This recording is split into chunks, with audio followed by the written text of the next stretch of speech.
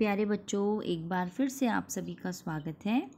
तो बच्चों, कल हमने पढ़ा, हम चैप्टर नंबर पढ़ रहे थे, 8वां पार्ट पढ़ रहे थे, सीता की खोज। तो जब राम ने कुटिया के पास आकर देखा कि सीता वहाँ नहीं है तो वे अत्यंत व्याकुल हो गए, अत्यंत वे विलाप करने लगे, रोने लगे। और उनको समझाते हुए उनके भाई लक्ष्मण ने कहा कि वे धैर्य रखें और वे दोनों मिलकर सीता को ढूंढ लेंगे, ऐसा उन्होंने अपने भाई को कहा। राम शांत हुए पर थोड़ी ही देर में हाँ प्रिय कहते हुए पुनः विलाप करने लगे। ठीक है। इसी बीच आश्रम के आसपास भटकने वाले हिरणों का एक झुंड राम लक्ष्मण के निकट आ गया। राम को लगा कि हिरण सीता के बारे में जानते हैं, उन्हें कुछ बताना चाहते हैं। हे मृग, तुम ही बताओ सीता कहाँ है? राम ने पूछा। हिरणों ने सिर उठाकर आसमान की ओर देखा और दक्षिण दिशा की ओर भाग गए। राम ने संकेत समझ लिया, हमें सीता की खोज दक्षिण दिशा में ही करनी चाहिए। ठीक है। उन्होंने लक्ष्मण से कहा, हिरण उसी ओर गए हैं। वन में भटकते हुए उन्होंने एक टूटे हुए रथ के टुकड़े देखे। मरा हुआ सारथी और मृत घोड़े भी थे। वन में रथ का क्या प्रयोजन, उसके टूटने का क्या अर्थ? राम असमंजस में पड़ गए। लगता है थोड़ी देर पहले यहाँ संघर्ष हुआ है। लक्ष्मण ने कहा, यह पुष्पमाला वही है जिसे सीता ने वेणी में गूंथ रखा था। निश्चित तौर पर सीता राक्षसों के चुंगल में फंस गई है। यह माला संघर्ष के दौरान वेणी से टूटकर गिरी होगी। पर यह रथ कैसे टूटा? राम सोचने लगे। सीता के संघर्ष से यह नहीं टूट सकता।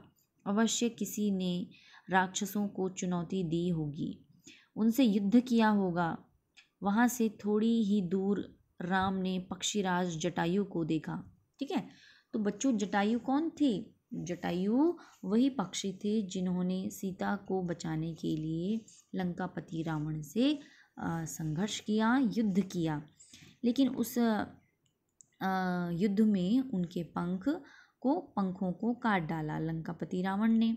तो पंख कटे हुए लहूलुहान, यानी कि बहुत ही ज़्यादा घायल। लहूलुहान का अर्थ होता है घायल। अंतिम सांसें गिनते हुए, हे राजकुमार, सीता को रावण उठा ले गया है।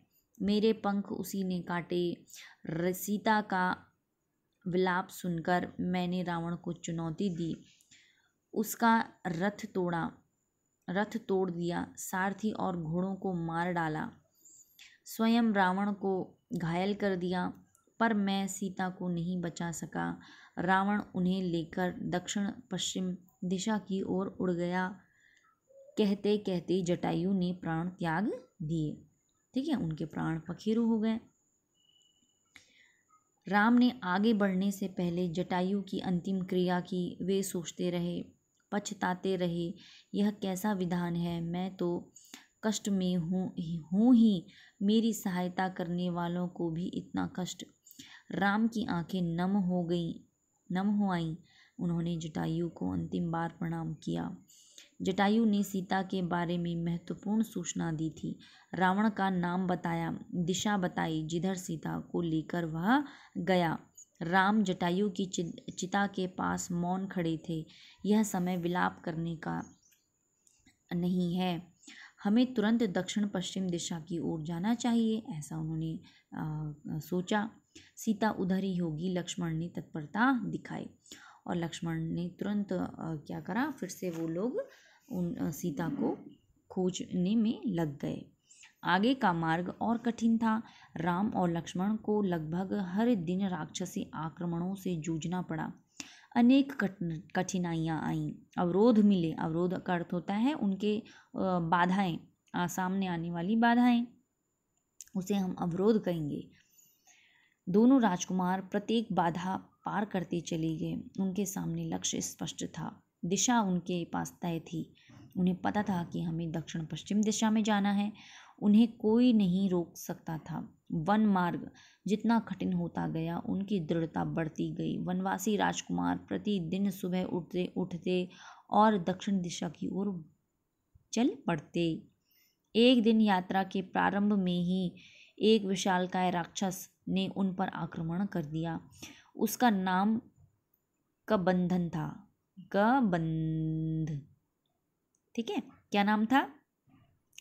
कबंध उसका नाम था। कबंध देखने में बहुत डरावना था। मोटे मांस पिंड जैसा गर्दन नहीं थी, एक आंख थी, दांत बाहर निकले हुए थे, जीभ सांप की तरह लंबी और लपलपाती हुई। ठीक है, एक राक्षस उनको मिला।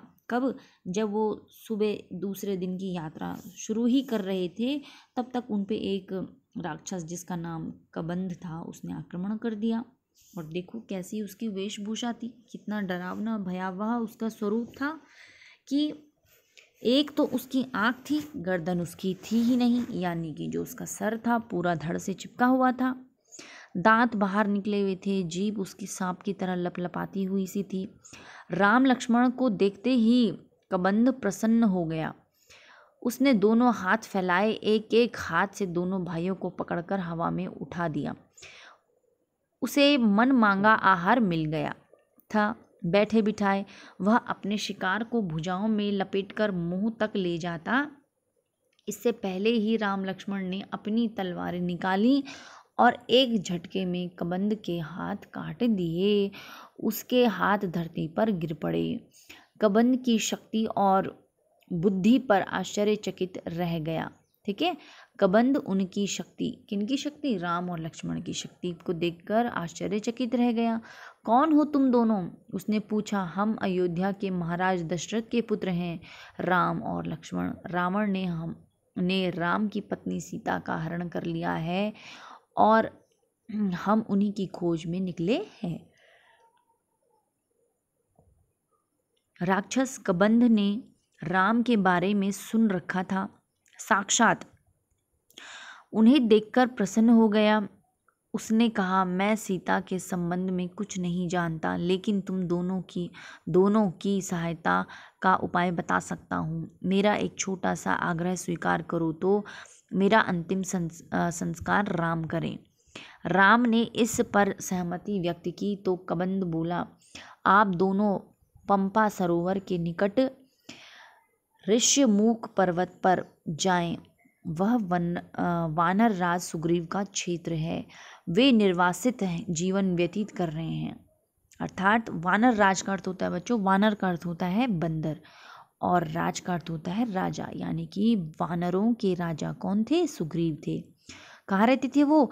ऋष्यमूक पर्वत पर, जहाँ पर जाने के लिए कबंध ने राम और लक्ष्मण को कहा।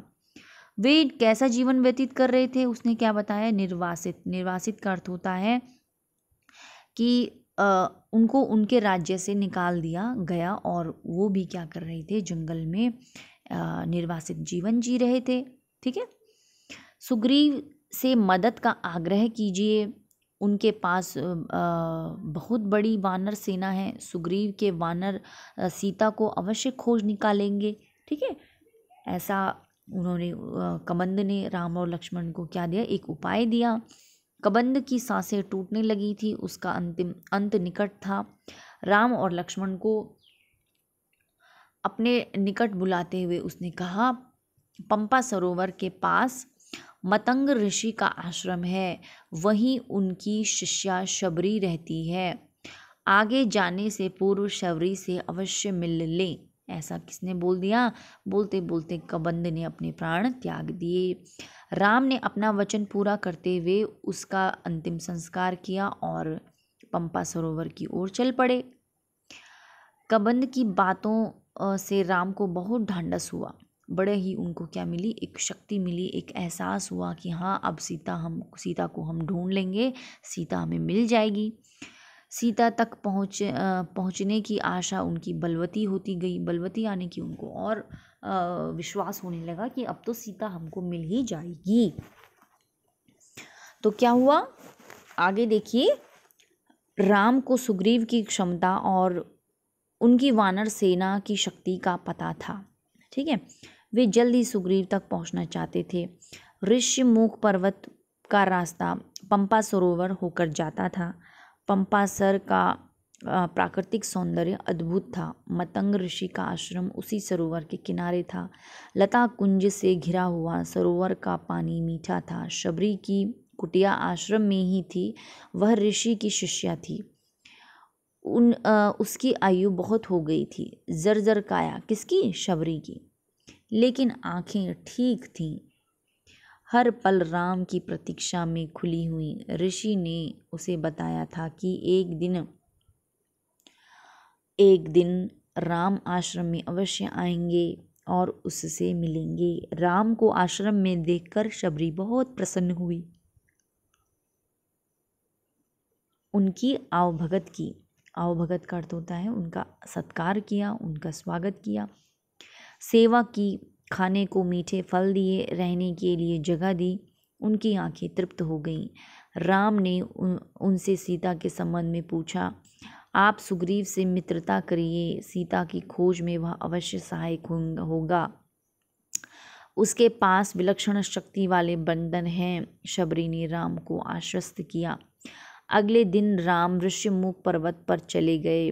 उनकी व्याकुलता अब और घट गई। मन की शांति लौट आई।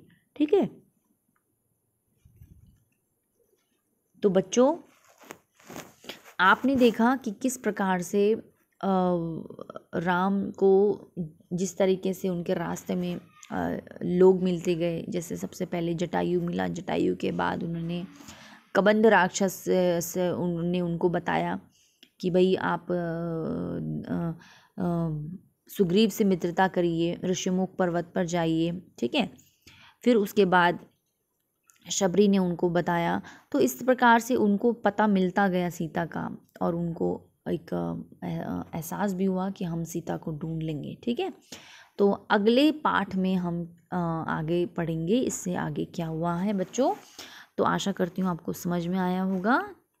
तो थैंक यू, तब तक के